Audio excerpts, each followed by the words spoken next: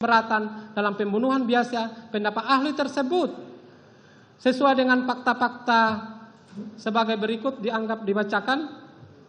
Langsung ke fakta. Fakta tersebut merupakan pembunuhan yang direncanakan. Ada unsur sengaja dan direncanakan adalah dolus premeditatus yang menjadi syaratnya, yakni memutuskan kehendak dilakukan dalam keadaan tenang dan ada waktu antara memutuskan kehendak dan pelaksanaan kehendak. Sikap batin dan pelaksanaan tidak ada pelaksanaan kehendak. Sikap batin dan pelaksanaan tidak ada interval waktu. Maksudnya, berencana adalah si petindak ada interval waktu berpikir untuk melakukan maupun tidak melakukan. Berbeda dengan yang dilakukan secara tiba-tiba, yang dilakukan secara irasional.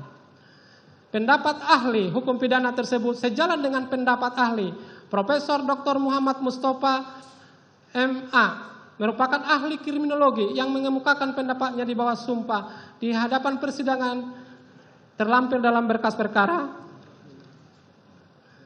yang intinya bahwa pada intinya ahli berpendapat kriminologi adalah ilmu pengetahuan ilmiah yang mempelajari kejahatan dan gejala sosial. Kriminologi dalam hubungannya hukum pidana memberikan pengalaman empiris untuk membuat terang perkara dari gejala sosial dan memetakan perilaku sosial dan perilaku kejahatan. Peristiwa pembunuhan ada dua teori besar. Pertama, pembunuhan tidak direncanakan, dan kedua, perencanaan. Pembunuhan tidak direncanakan merupakan reaksi seketika dari pelaku. Alat tidak direncanakan merupakan reaksi seketika dari pelaku. Alat yang digunakan adalah alat yang ditemukan di tempat itu, tidak dipersiapkan. Pembunuhan direncanakan ada cukup waktu bagi pelaku untuk berpikir, untuk berinteraksi melakukan atau tidak melakukan. Ukuran jangka waktu adalah relatif.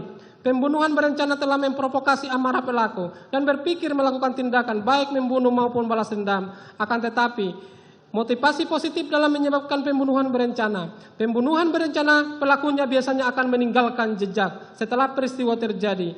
Ia menyadari kesalahan dan berusaha. Tindakan terdakwa Ferdy Sambo yang masih sempat bermain badminton sudah menunjukkan adanya perencanaan. Motif tidak menjadi fokus karena sifatnya sangat individual dan tidak spesifik. Pembunuhan situasional menghilangkan jejak, namun bisa juga tindakan tersebut merupakan perencanaan.